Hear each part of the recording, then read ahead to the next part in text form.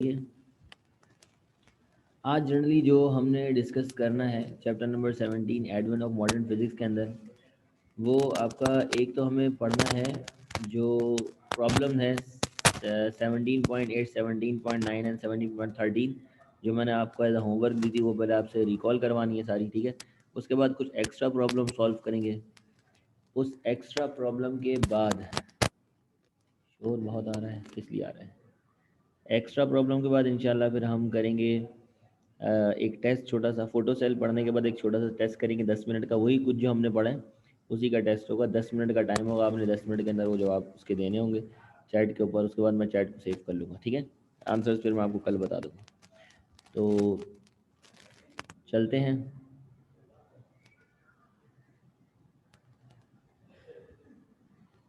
सबसे पहले तो जो पिछली क्लास थी उसके अंदर ये जो नोट करने वाले पॉइंट्स थे ये मिसिंग थे। ये सिर्फ इनिशियली इसलिए यहाँ पर शो करवा रहा हूँ ताकि जब आप रिकॉर्डेड लेक्चर देखें तो उसके अंदर ये आ रहे हैं, तो रिकॉर्ड करवाने के लिए।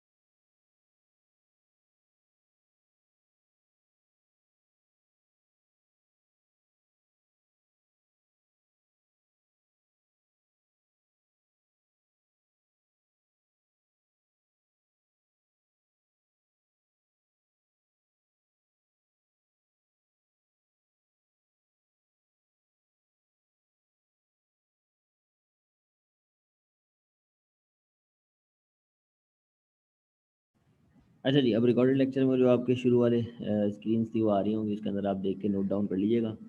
हम चलते हैं सवालात की तरफ। जैसा कि हमें सवाल नंबर 17.8 मैंने आपको एज अ होमवर्क दिया था।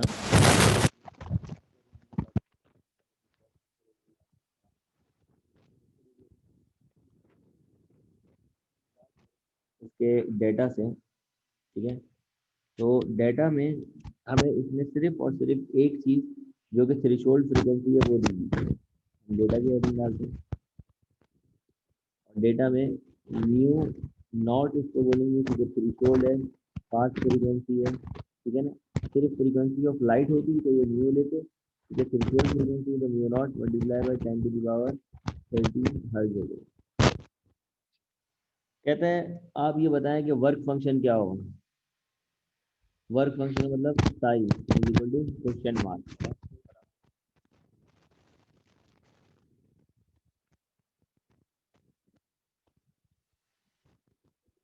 कुछ बेहतर हुई,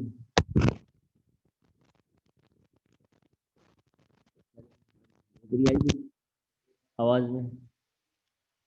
नहीं आई।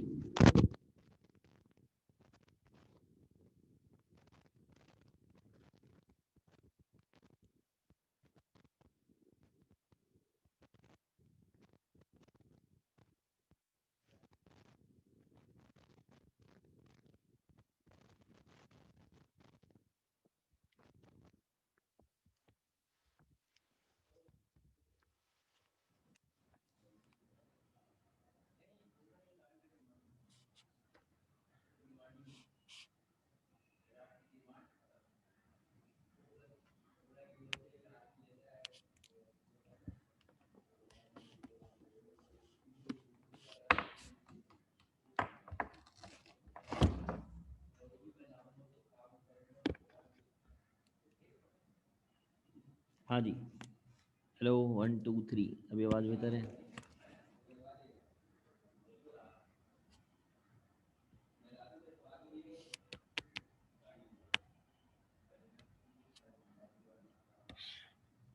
अच्छा जी, अब सही है।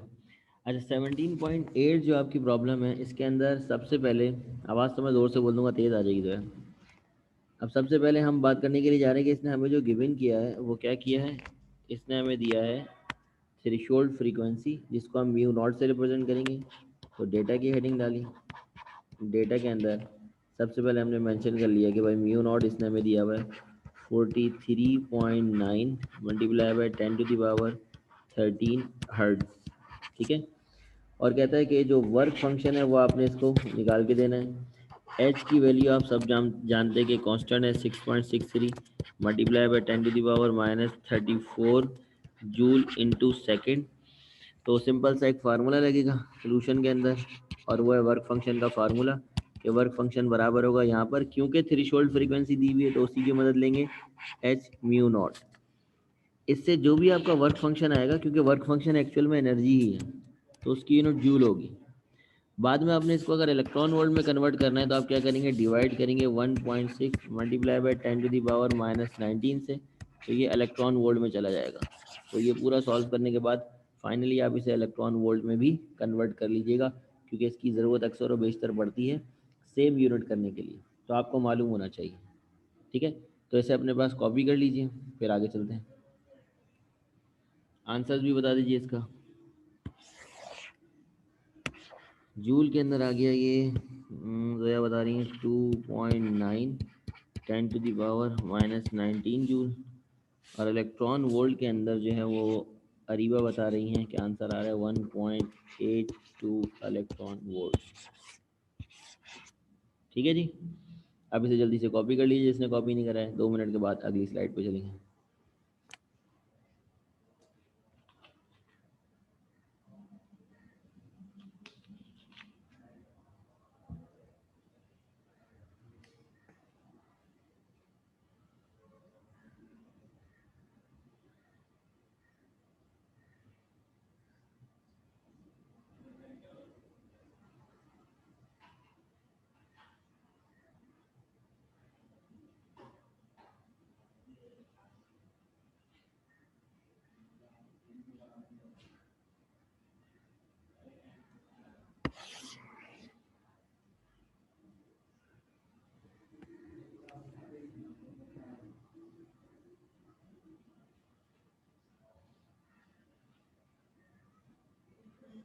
चलें जी, वरीशा ने कह दिया डन, सर्टिफिकेट मिल गया। चलते हैं अगले सवाल की तरफ। अगला जो सवाल है उसके अंदर कह रहा है what will be the value of lambda minimum. Lambda minimum का मतलब ये है कि फ्रीक्वेंसी जो होगी वो मैक्सिमम होगी, मैक्सिमम फ्रीक्वेंसी हमें निकालनी है। अच्छा, यहाँ पर वोल्टेजेस दिए हुए, वोल्टेजेस का ताल्लुक होता है काइनेटिक एनर्जी से। तो एक्चुअल में यहाँ पर जो पता करना चाह रहे हैं वो ये है, इसका फार्मूला आपकी जो बुक है उसके अंदर फार्मूला भी दिया हुआ है कि ये वाला फार्मूला आप लगाएं और लैम्डा मिनिमम निकाले। तो भैया फिर हमें करना क्या था, सिर्फ वैल्यूज पुट करनी थी। लेकिन यहाँ पर जो फार्मूला ड्राइव करने की लॉजिक है वो मैं आपको समझा दूँ कि लैम्डा मिनिमम कह रहे हैं वो लैम्डा मिनिमम मालूम करें जो कि सारी की सारी एनर्जी को स्टॉप कर ले। स्टॉपिंग पोटेंशियल दिया हुआ है ना, तो सारी की सारी एनर्जी काइनेटिक एनर्जी में कन्वर्ट हो जाए, यानी कि सारी फ्रीक्वेंसी जो है वो काइनेटिक एनर्जी में कन्वर्ट हो जाए। तो बताएं उस वक्त मैक्सिमम फ्रीक्वेंसी क्या होगी या लैम्डा मिनिमम क्या होगा। बात एक ही है, क्योंकि फ्रीक्वेंसी और वेवलेंथ इनवर्स रिलेट करते हैं ना, तो वो कैलकुलेट करना है। तो देखिए डेटा के अंदर सबसे पहले मैंने लिखा कि रिक्वायर्ड है लैम्डा मिनिमम और वी नॉट यानी कि स्टॉपिंग पोटेंशियल दिया हुआ है 10⁻4 वोल्ट। अब अगर फार्मूले की तरफ आएँ तो देखें फार्मूला ड्राइव नहीं करना उन्होंने दिया हुआ है, लेकिन फिर भी मैं बता देता हूँ अगर ड्राइव करना पड़ जाए तो एनर्जी की सारी आपकी जा रही है काइनेटिक एनर्जी। एनर्जी का formula H C upon lambda, lambda वाला लगाए तो लेमडा मिनिमम होगा, और काइनेटिक एनर्जी का फार्मूला लगेगा E into V naught voltage वाला। तो लेमडा मिनिमम का फाइनल फार्मूला क्या बन जाएगा भाई, ये डिवाइड में चला जाएगा, बल्कि लेमडा मिनिमम ऊपर जाएगा और ई वी नॉट नीचे आएगा। H C divided by E V naught, ये लेमडा मिनिमम का फार्मूला बन जाएगा। ठीक है, अब सॉल्यूशन में सिर्फ आपने वैल्यूज पुट करनी है। तमाम वैल्यूज़ कांस्टेंट है, एच भी आपको मालूम है कांस्टेंट है, सी भी आपको मालूम है कांस्टेंट है और ई भी आपको मालूम है कांस्टेंट है। तो तमाम कांस्टेंट की वैल्यूज़ को आप पुट कर दें, आपका आंसर आ जाएगा।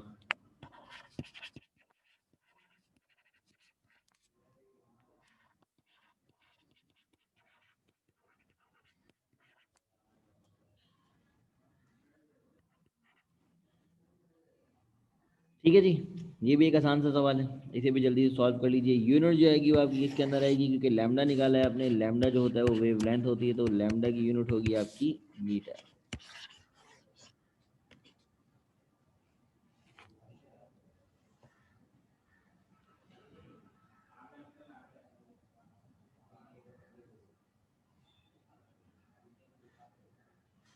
अच्छा जी, अरीबा ने आंसर बता दिया है, बाकी भी जल्दी जल्दी आंसर बताएं, आगे चलें। 1.2।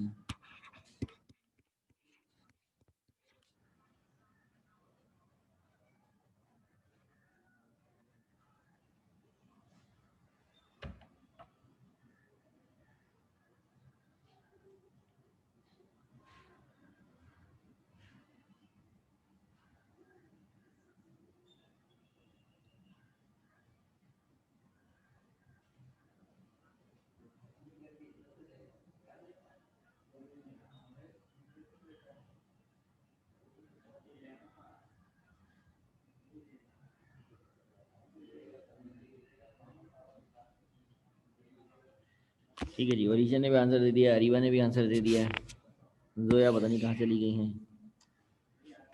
चलते हैं अगले सवाल की तरफ, मैंने डन कह दिया।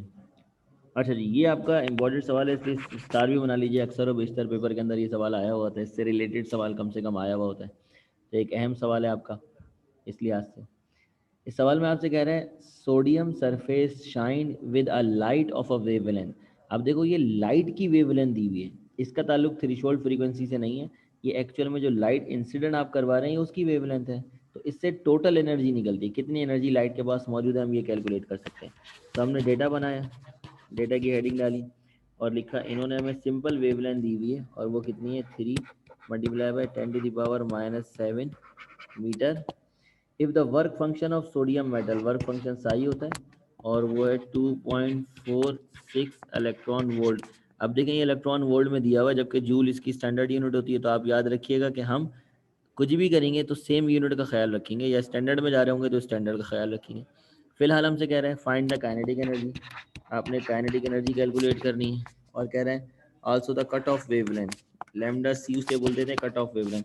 अब ये कट ऑफ वेवलेंथ क्या होती है, जब आपकी जो थ्रेशोल्ड फ्रीक्वेंसी हासिल हो जाती है उस वक्त जो वेवलेंथ होती है वो वेवलेंथ कट ऑफ वेवलेंथ कहलाती है। तो इसका मतलब इसका ताल्लुक म्यू नॉट से है, याद रखिएगा, और म्यू नॉट का ताल्लुक वर्क फंक्शन से है, तो इसका मतलब इसका ताल्लुक वर्क फंक्शन से होगा। ठीक है, इसके लिए कौन सा फार्मूला लगेगा ये मैं आपको आगे कराता हूँ, लेकिन सबसे पहले हम चलते हैं फार्मूलों की तरफ। तो देखें, पहले तो वेवलेंथ दी हुई है लाइट की, जिससे हम निकालेंगे टोटल एनर्जी। एनर्जी का फार्मूला क्या होता है, H C divided by lambda. अगर वेवलेंथ दी हुई हो तो एनर्जी का ये फार्मूला हम यूज़ करते हैं। इसको हम इलेक्ट्रॉन वोल्ट में भी कन्वर्ट करेंगे, याद रखिएगा। क्यों करेंगे, क्योंकि साई इलेक्ट्रॉन वोल्ट में है। फिर हमारे पास काइनेटिक एनर्जी आ जाएगी किस फार्मूले से, टोटल एनर्जी में से माइनस कर दो अगर वर्क फंक्शन को, तो काइनेटिक एनर्जी आ जाती है। तो काइनेटिक एनर्जी का मामला ख़त्म। अब आपने निकालनी है कट ऑफ वेवलेंथ। देखो कट ऑफ वेवलेंथ के लिए लगेगा थ्रेशोल्ड फ्रीक्वेंसी का फार्मूला, जो कि था psi is equal to h mu naught. तो जब म्यू जो होता है वो नॉट होता है, यानी कि थ्रेशोल्ड होता है, तो फ्रीक्वेंसी कट ऑफ होती है, तब ये फार्मूला बन जाएगा, क्योंकि एनर्जी का ही फार्मूला है, तो फार्मूला बन जाएगा h C divided by lambda c, cut off wavelength. Cut off wavelength को वहाँ बेच के वर्क फंक्शन को नीचे लाके हम इसे सॉल्व कर सकते हैं। तो हमारे पास फाइनली जो कट ऑफ वेवलेंथ का फार्मूला बनेगा वो बनेगा cut off wavelength is equal to H C divided by psi. लेकिन क्योंकि अब हम किसी और यूनिट में जा रहे हैं, एनर्जी में नहीं जा रहे, वेवलेंथ में जा रहे हैं, तो अब साई का जूल में होना ज़रूरी है, याद रखिएगा। ये गलती अक्सर व बेशतर बच्चे करते हैं, इसीलिए पेपर में सवाल आते हैं, कन्वर्जन में गलती कर जाते हैं। जैसे इन दोनों को माइनस करना है, तो अगर ये इलेक्ट्रॉन वोल्ट में है तो ये भी इलेक्ट्रॉन वोल्ट में हो, और अगर वेवलेंथ निकालनी है तो फिर आपकी एनर्जी जूल में होनी चाहिए, क्योंकि वेवलेंथ की यूनिट मीटर है, तो फिर स्टैंडर्ड जूल से लेंगे, इलेक्ट्रॉन वोल्ट और मीटर का कोई रिलेशन नहीं है। तो ये हमारे लिए प्रॉब्लम रहेगी, ये आपने याद रखना है। तो इसको डेटा को कॉपी कर लीजिए जल्दी से। कट ऑफ वेवलेंथ का मतलब है वो मिनिमम वेवलेंथ जहाँ से आपका इलेक्ट्रॉन अपने ऑर्बिट से कट हो रहा है, तो वो वेवलेंथ जो होती है उस वक्त फ्रीक्वेंसी थ्रेशोल्ड फ्रीक्वेंसी होती है। तो ये दोनों एक ही बात है, थ्रेशोल्ड फ्रीक्वेंसी कह लो या कट ऑफ वेवलेंथ कह लो, बात एक ही है। तो हमने थ्रेशोल्ड फ्रीक्वेंसी का फार्मूला लगाया, और जब थ्रेशोल्ड फ्रीक्वेंसी को वेवलेंथ में कन्वर्ट करा, वेवलेंथ का फार्मूला क्या था, सी अपॉन लेमडा। तो सी अपॉन लेमडा की जगह लेमडा सी आ गया, क्योंकि फ्रीक्वेंसी कट ऑफ वाली थी। बस ये बात है।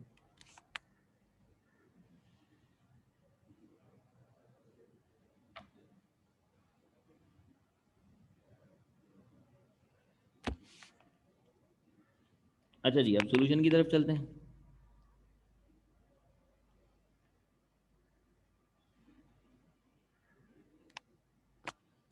सॉल्यूशन में सबसे पहले एनर्जी को जो हमने फार्मूला लगाया था h C divided by lambda, उससे ज़रा हम एनर्जी निकालते हैं। एच कितना है, 6.63 multiply by 10⁻⁻34 multiply by 3 multiply by 10⁻8 divided by lambda कितना है, 3 मल्टीप्लाई बाय 10⁻7। ठीक है, इससे आपकी एनर्जी आ जाएगी जिसकी यूनिट होगी जूल।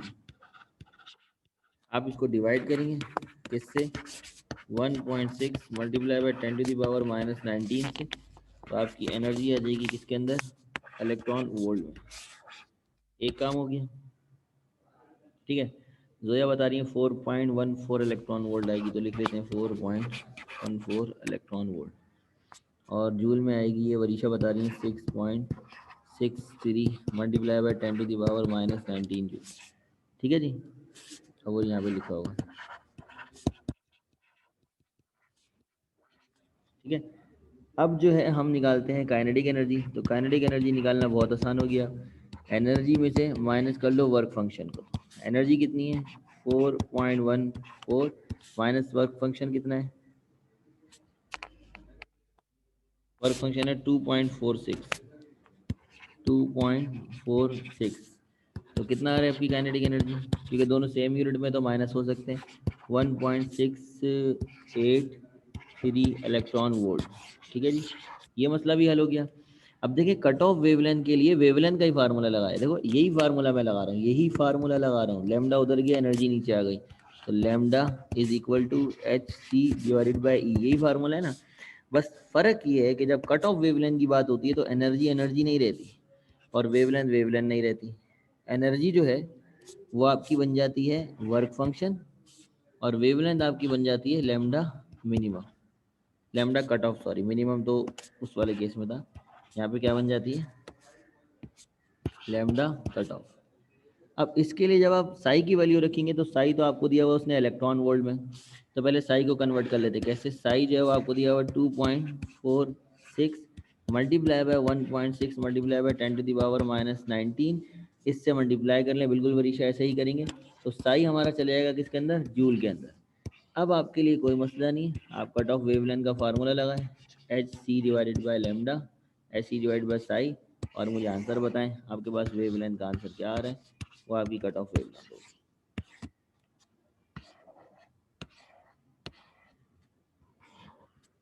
बड़ी फास्ट जा रहे हैं भाई आप लोग।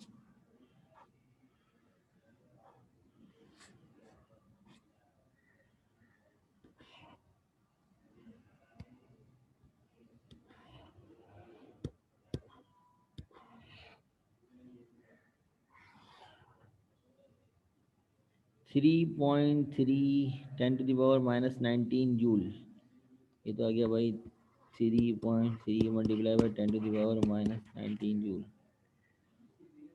और वेवलेंथ आ गई 5.05 मल्टीप्लाई बाई 10⁻⁻7 मीटर। ठीक है जी, अब इसे कॉपी कर लीजिए जल्दी से। अरीबा ने आंसर बता दिया अभी फिलहाल।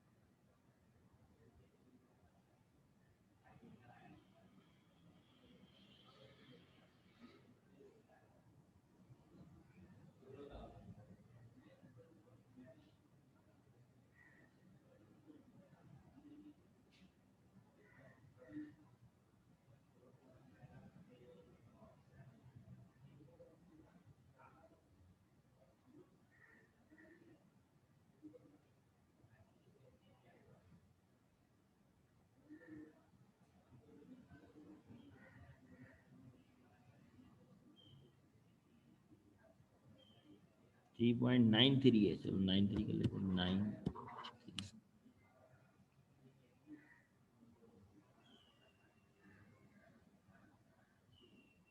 ठीक है जी, कॉपी हो गया तो बता दीजिएगा, फिर आगे चलते हैं।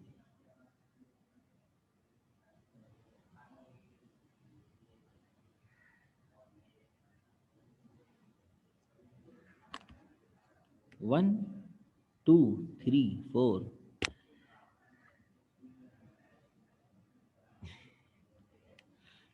समझ गया था, वैसे ही बोल रहा था। अच्छा, अब चलते हैं अगले सवाल की तरफ। ये आपकी एक्स्ट्रा प्रॉब्लम जो है वो पहली एक्स्ट्रा प्रॉब्लम है जो हम सॉल्व करने के लिए जा रहे हैं। इसके अंदर क्या है कि सबसे पहले जो फिनोमेना है ज़रा उसको समझें कि फोटो इलेक्ट्रिक का जो फिनोमेना है उसके लिए जो वर्क फंक्शन है उससे ज़्यादा एनर्जी देनी होगी। अगर उससे कम एनर्जी आप देंगे तो फोटो इलेक्ट्रिक इफेक्ट का फिनोमेना कभी भी स्टार्ट नहीं होगा। और उससे कम एनर्जी अगर आप देंगे तो आपकी काइनेटिक एनर्जी नेगेटिव हो जाएगी, जो कि पॉसिबल ही नहीं है। तो इससे पता चलता है कि वर्क फंक्शन का फिनोमेना नहीं होगा। तो इसने आपसे कहा एक सवाल में, इस सवाल में कि एक विजिबल लाइट जो है उसकी जो रेंज होती है वो 4000 एमस्ट्रॉन्ग से 7000 एमस्ट्रॉन्ग तक होती है। अब पहले तो हमें ये पता करना है कि हमें क्या दिया हुआ है, ये चीज़ क्या है और ये क्या है। तो बता सकता है क्या है ये? रेंज तो है, लेकिन ये हमारी फ्रीक्वेंसी है या वेवलेंथ है? जी हाँ, क्योंकि एमस्ट्रॉन्ग जो है वो मीटर से निकला है, ठीक है ना। तो इसका मतलब इसने हमें वेवलेंथ दी हुई है, दो वेवलेंथ दी हुई है।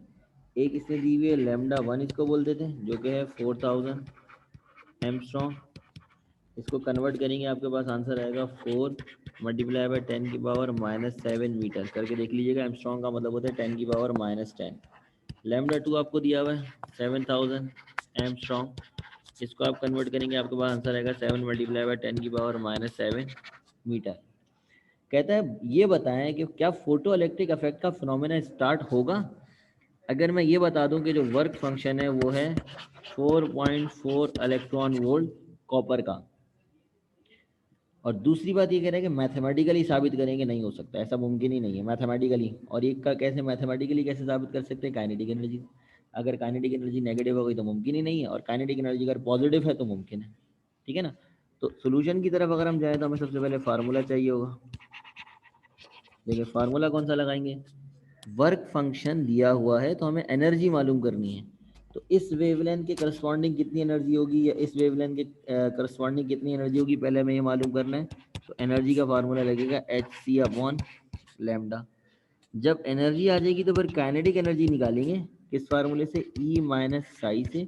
और अगर आपकी जो काइनेटिक एनर्जी है वो आ जाता है उसका जवाब पॉजिटिव तो फिनोमेना होगा, नहीं आता तो कुछ भी कर लो, फिनोमेना पॉसिबल नहीं है। ये हम मैथमेटिकली प्रूव कर सकते हैं। नेगेटिव आ जाती है तो, ठीक है ना। तो अब हमने सबसे पहले क्या करा सोल्यूशन में?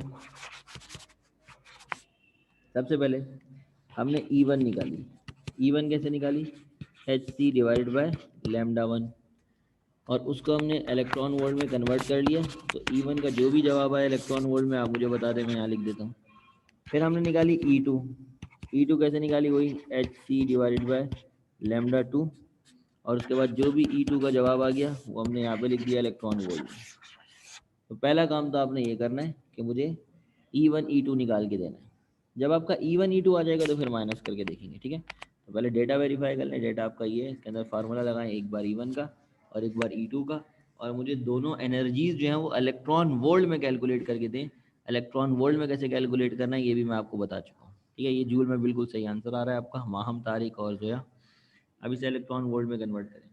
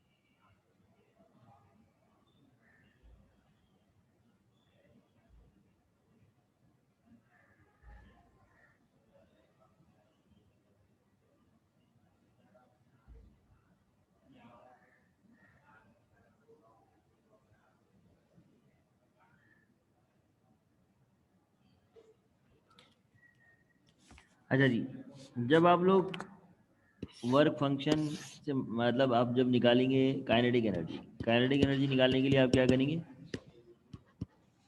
एनर्जी को माइनस करेंगे वर्क फंक्शन से। तो पहले E1 को माइनस करके देख लेना, फिर दोबारा काइनेटिक एनर्जी निकालना, E2 को माइनस करके देख लेना वर्क फंक्शन से। दोनों में आपका जवाब नेगेटिव आएगा, गारंटी है। कैसे आएगा? क्योंकि जो वर्क फंक्शन है वो 4.4 है और आपकी दोनों एनर्जीज 4 से कम है। तो जो लाइट आप इंसिडेंट करवा रहे हैं उसकी एनर्जी उसकी बाइंडिंग एनर्जी के ही बराबर नहीं है कि उसको इलेक्ट्रॉन को ऑर्बिट से बाहर निकाल सके। तो काइनेटिक एनर्जी कहाँ से देगी? इसीलिए काइनेटिक एनर्जी का जवाब आपका नेगेटिव आएगा। तो आखिर में आपने एक लाइन लिखनी है, since the kinetic energy can not be negative hence the photo electric effect will not start. ये वाली लाइन आप लास्ट में लिख दीजिएगा।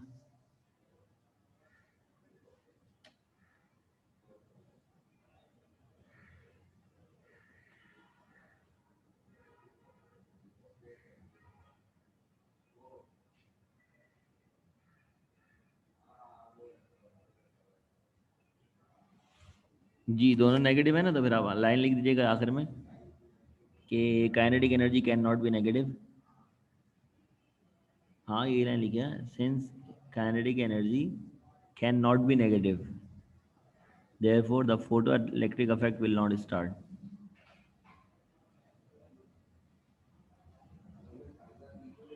इन दिस रेंज, पूरी रेंज में ही नहीं होगा। बिल्कुल नेगेटिव तो आ रही है ना, अब जो भी आए वो नेगेटिव तो आ रही है।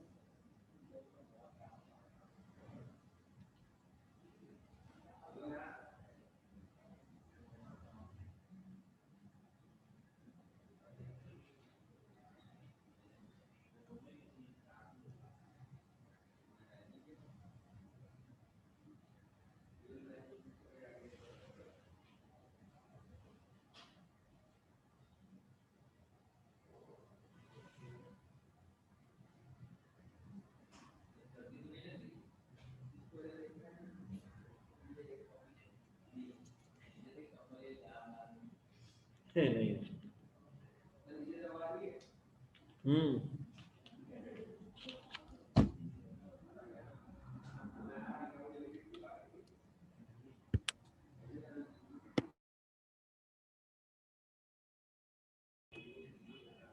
ठीक है जी, आगे चले। लास्ट लाइन ये थी ना, since kinetic energy can not be negative. लिख देता हूँ, ये भी लिख देता हूँ।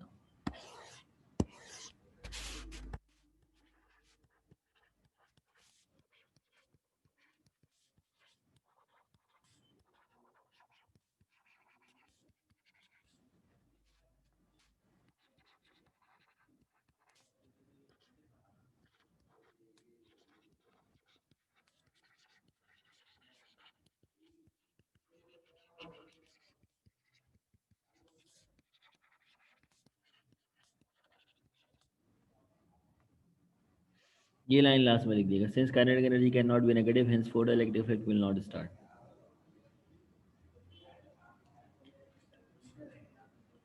फॉर गिवन रेंज, इस रेंज पे नहीं हो सकता। आगे आप दे दें फ्रीक्वेंसी बढ़ा दें, वेवलेंथ कम कर दें तो हो सकता है। ठीक है।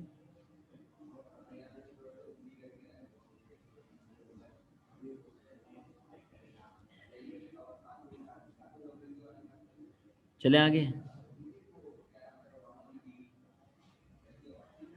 डन। ओके। अच्छा जी, अगली जो आपकी एग्जांपल है उसके अंदर कह रहा है the work function of photo emissive surface is 4 electron volt. यानी कि जो एक सरफेस है, कोई भी सरफेस हो सकता है, वो कोई भी मेटल हो सकता है, उन्होंने बताया नहीं है मेटल, वैसे बता देते तो भी क्या था। उसका वर्क फंक्शन बहरहाल उन्होंने दे दिया। उन्होंने कहा कि उसका जो वर्क फंक्शन है वो आपको बता देते हैं। मेटल को आप छोड़ें, हमें भी वर्क फंक्शन से ही मतलब था। वर्क फंक्शन दिया हुआ है 4 electron volt. What will be the velocity of fastest photo electron? Velocity मालूम करनी है फास्टेस्ट इलेक्ट्रॉन की। तो देखें जितनी भी काइनेटिक एनर्जी बचती है, देखिए कुछ एनर्जी तो चली गई उसके वर्क फंक्शन में, वर्क फंक्शन के बाद कुछ एनर्जी जो बची वो उसकी काइनेटिक एनर्जी में गई। तो सारी की सारी जो काइनेटिक एनर्जी है उससे वेलोसिटी बनेगी, तो वो उसकी फास्टेस्ट वेलोसिटी ही होगी। उससे ज़्यादा वेलोसिटी वो हासिल कर भी नहीं सकता, उससे कम तो हो सकती है किसी भी वजह से। अगर वर्क फंक्शन थोड़ा ज़्यादा हो गया किसी मेटल का, किसी इलेक्ट्रॉन ने थोड़ी ज़्यादा एनर्जी ले ली बाहर आने में, तो काइनेटिक एनर्जी उसकी कम हो जाएगी। लेकिन मैक्सिमम के लिए कंडीशन क्या है कि वर्क फंक्शन जितनी एनर्जी दो, जो बच जाए वो काइनेटिक एनर्जी है, उससे जो वेलोसिटी बनेगी वो मैक्सिमम होगी। ठीक है, तो सिंपल वेलोसिटी ही मालूम करनी है। और इंसिडेंट लाइट उसने बता दी, इंसिडेंट लाइट की उसने फ्रीक्वेंसी दी हुई है, कैसे पता चला, हर्ट्ज से भी और बोला भी है उसने। फ्रीक्वेंसी को हम म्यू से रिप्रेजेंट करते हैं, और ये हो गई हमारे पास 3 मल्टीप्लाई बाय 10⁻15 हर्ट्ज।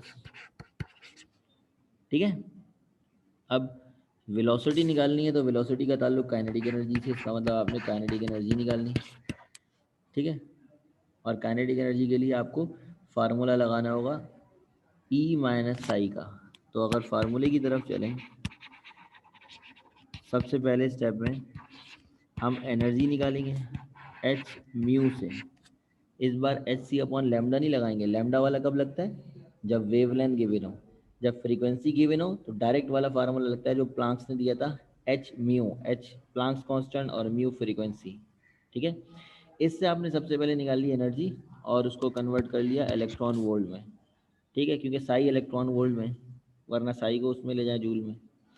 इसके बाद नेक्स्ट स्टेप आपका होगा, आपने काइनेटिक एनर्जी निकालनी है। काइनेटिक एनर्जी के लिए आप क्या करेंगे, एनर्जी को माइनस कर लेंगे किससे, साई से।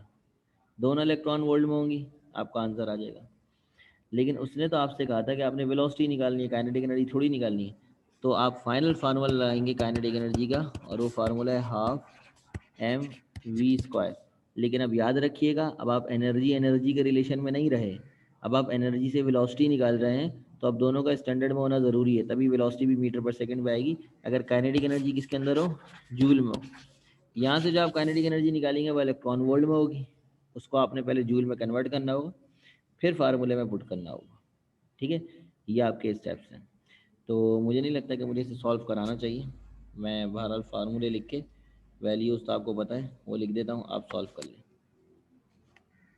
फ्रीक्वेंसी जो है वो 3×10⁻15, वर्क फंक्शन जो है वो 4 इलेक्ट्रॉन वोल्ट, ऐसे ही 4 है और 3। अब energy is equal to h mu, और मुझे बताएं एनर्जी जो है वो इलेक्ट्रॉन वोल्ट में क्या आ रही है। ठीक है, फिर काइनेटिक एनर्जी जो है वो क्या आ रही है इलेक्ट्रॉन वोल्ट में। फिर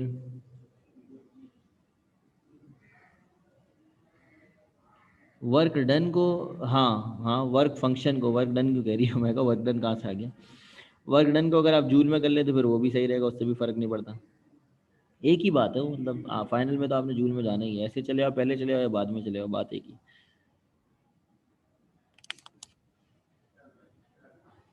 इसके बाद काइनेटिक एनर्जी आ जाएगी। काइनेटिक एनर्जी को कर लेना इन जूल, और उसके बाद फार्मूला लगाना kinetic energy is equal to ½ mv²। जो है इतनी ज़्यादा 12.43, चेक कर लो एक बार भाई, मुझे नहीं पता, आ सकता है।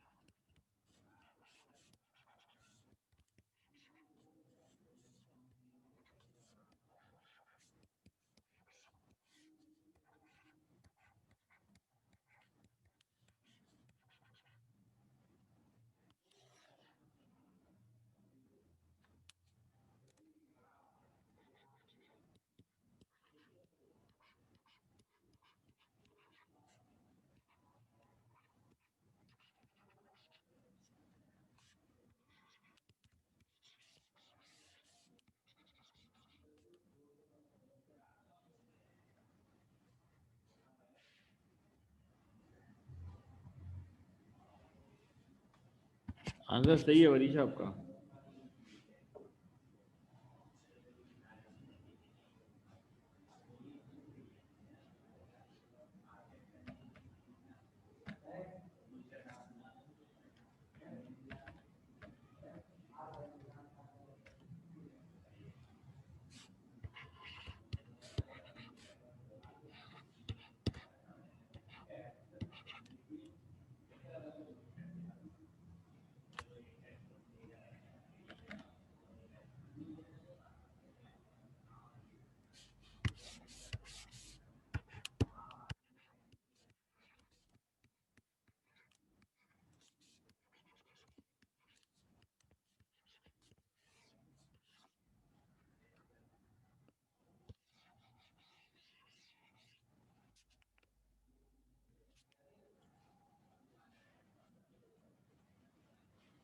हाँ, मैंने बाद में जूल में कन्वर्ट किया था।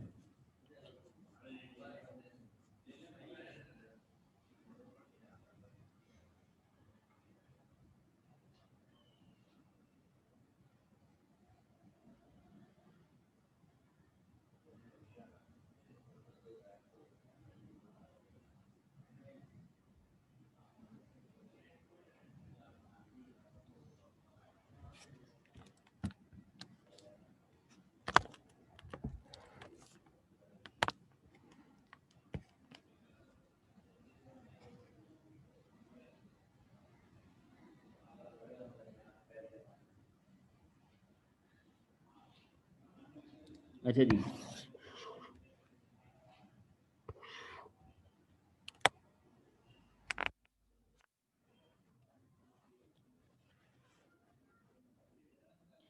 हाँ, इलेक्ट्रॉन वोल्ट से जूल में जाने के लिए मल्टीप्लाई करेंगे, बिल्कुल ऐसा ही है वरीशा। अच्छा, अब हमारे पास जो सवाल बनता है लास्ट जो हमारे पास बचा है वो फोटो सेल है। फोटो सेल को पहले मैं आपको दिखा दूँ कि फोटो सेल कैसा होता है। तो जो छोटे फोटो सेल होते हैं वो तो आपके यहाँ पे इस तरह नज़र आ रहे हैं, जैसे ये एक फोटो सेल है, ये भी फोटो सेल है, ये भी आपका फोटो सेल है जो लाइट को डिटेक्ट करता है। और लाइट जब इसके ऊपर पड़ती है तो उसकी वजह से इलेक्ट्रॉन प्रोड्यूस होते हैं। ठीक है, लाइट के इमिट होने से इलेक्ट्रॉन जो होते हैं वो क्या होते हैं, प्रोड्यूस होते हैं।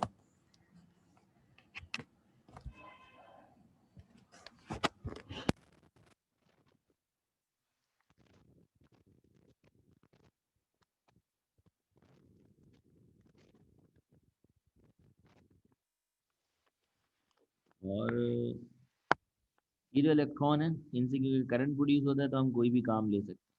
ठीक है।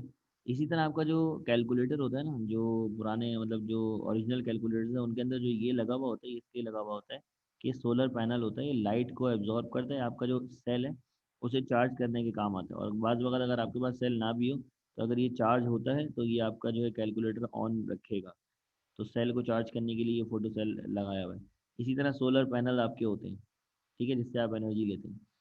करते क्या है ये, इनका काम वही है कि सबसे पहले अगर हम बात करने के लिए जाएंगे वर्किंग की, तो बिल्कुल इस तरह होता है कि लाइट के फिनोमेना के ऊपर ये काम करे ना।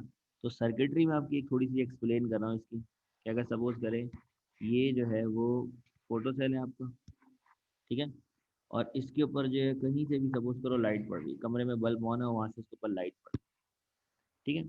लाइट की वजह से इसके अंदर से जो इलेक्ट्रॉन है वो इस तरह इमिट आउट हो रहे हैं। ये मान लेता है इलेक्ट्रॉन जो इसमें से निकल रहे हैं, ठीक है। और वो सपोज कर लेते हैं कि एक रिले के पास जा रहे हैं। कोई भी एक डिवाइस रिले वो होती है जो ऑन एंड ऑफ सर्किटरी का काम करती है। और उस रिले से, ये रिले अगर मैंने बना दी है रिले, इस रिले से हमारे पास जो कनेक्शन बन रहा है दूसरा, वो बन रहा है किसका, अलार्म का। ठीक है। जब तक लाइट इसके ऊपर पड़ रही है इसमें से इलेक्ट्रॉन जो है वो इमिट आउट हो रहे हैं, ठीक है। और जो इलेक्ट्रॉन जब तक इमिट आउट हो रहे हैं, रिले जो है वो सपोज करो ऑफ मोड में, ठीक है। और जैसे ही जो है आपका लाइट को कोई इंटरप्ट कर देगा, जैसे यहाँ से लाइट लगी हुई है ना, लाइट इसके ऊपर पड़ रही है, तो अगर इसके बीच में कोई आ गया, ये मैंने इस तरह यहाँ पे लगाया हुआ है फोटो सेल, सपोज करो ये फोटो सेल मैंने यहाँ पे लगाया, ये मेरा फोटो सेल है, मैंने यहाँ पे लगाया हुआ है, ठीक है। अब यहाँ पर अगर कोई आ गया, यहाँ पर, यहाँ पे बल्ब जो है वो, यहाँ पे बल्ब लगाया हुआ है, ये बल्ब पे सपोज करो, जो रोशनी दे रहा है, और ये किसको दे रहा है रोशनी, फोटो सेल को। अब इसके बीच में कोई आ गया तो लाइट हो जाएगी इंटरप्ट, ठीक है।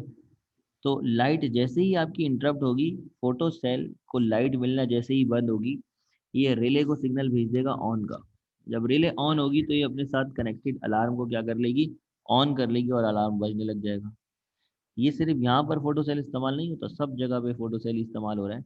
कि आपके जो मॉल्स होते हैं जहाँ पर आप इंटर होते हैं, तो दरवाज़ा आपका ऑटोमेटिकली ओपन हो जाता है। जैसे आप डायमंड जाएं या फिर आप इम्तियाज़ जाएं, चेज जाएं, वहाँ पर जैसे ही आप दरवाजे के करीब जाते हैं, दरवाज़ा ऑटो ऑन होता है।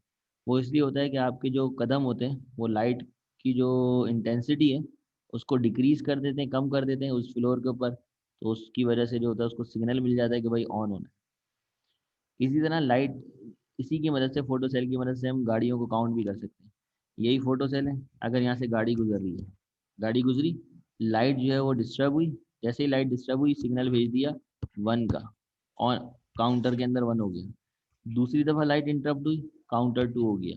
तो इससे हम गाड़ियों को काउंट भी कर सकते हैं। तो फोटो सेल की बहुत सारी एप्लीकेशन है।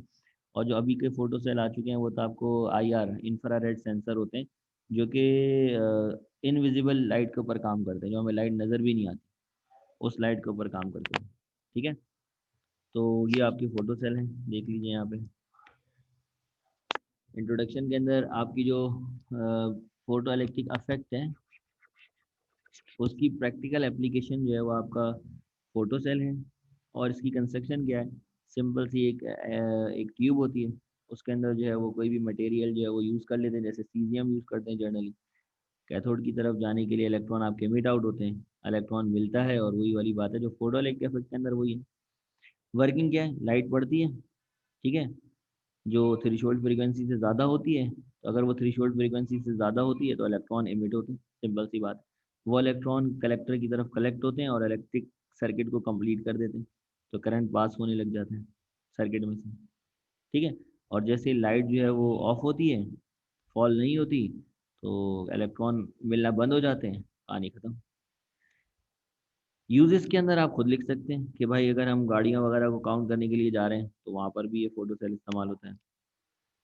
इसके अलावा अगर हम, ये कन्वेनियर बेल्ट आपकी होती है, जो अगर आपने कभी वीडियोस वगैरह देखी हो फैक्ट्रीज की, जो फैक्ट्रीज के अंदर सामान डब्बे बन रहे होते हैं, तो वो डब्बे एक रिले के अंदर रखे हुए होते हैं और वो मूव हो रही होती है, वो खुद ब खुद मूव हो रही होती है, जिसको बोलते हैं कन्वेनियर बेल्ट। उस बेल्ट पे रखो, बेल्ट खुद ही उसको आगे लेके जा रही होती है। जब वो आगे जा रही होती है, रास्ते में यही फोटो सेल मिलता है, फोटो सेल से गुजरती है ना, तो जैसे ही वो फोटो सेल से गुजरती है लाइट वही डिस्टर्ब हो जाती है, तो वो काउंट कर देता है वन, काउंट कर देता है टू, काउंट कर देता है थ्री। इस तरह हम डब्बों को भी काउंट कर सकते हैं, ठीक है।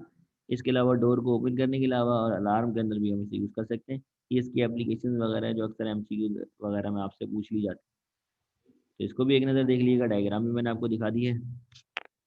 ये तो इसकी रियल डायग्राम है, लेकिन पेपर में ये वाली डायग्राम बना है।